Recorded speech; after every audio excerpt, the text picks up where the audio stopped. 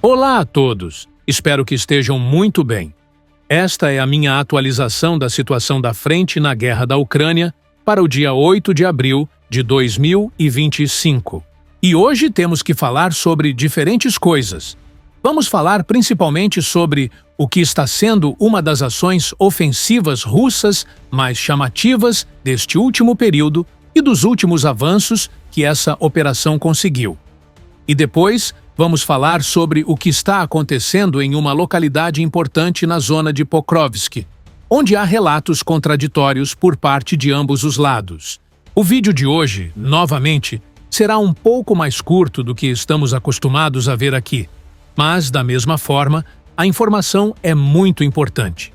Mas antes de começar, gostaria de lembrar que a melhor maneira de apoiar este canal é através da inscrição. Então, se você gosta do meu conteúdo, se ainda não está inscrito, clicar nesse botão de inscrição seria uma ajuda tremenda para mim. Mas não vamos perder mais tempo. Vamos diretamente ao que é a linha de contato.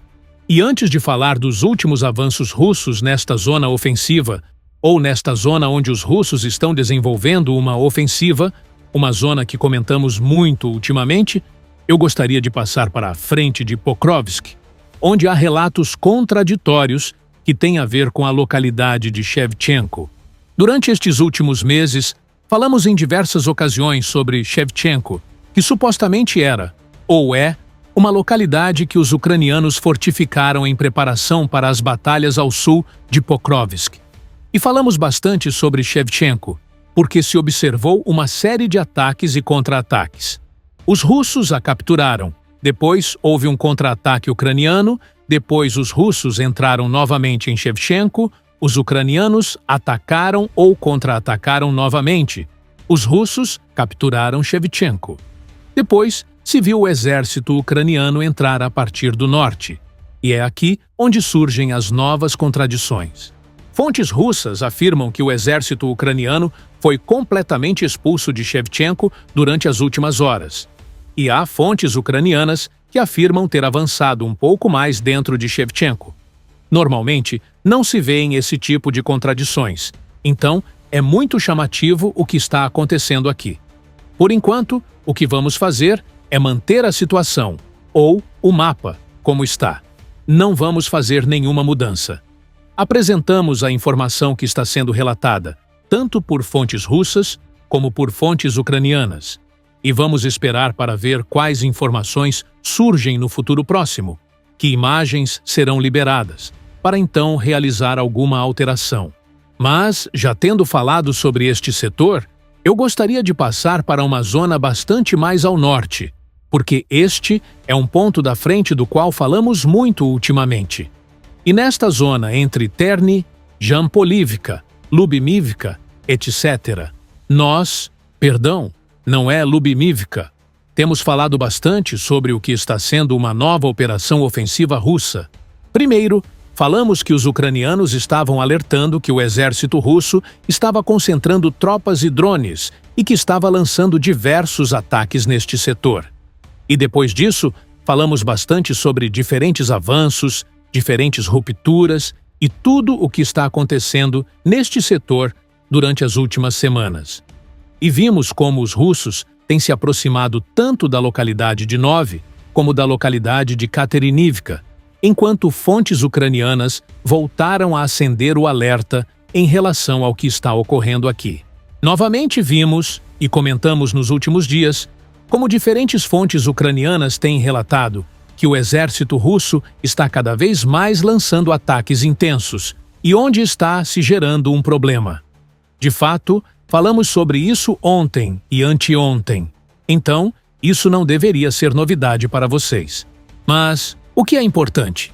Nestes últimos vídeos, o que dissemos aqui neste canal é que será muito importante ver se os russos conseguem capturar as localidades de Nove e de Katerinivka, essas duas localidades as quais têm se aproximado neste último tempo.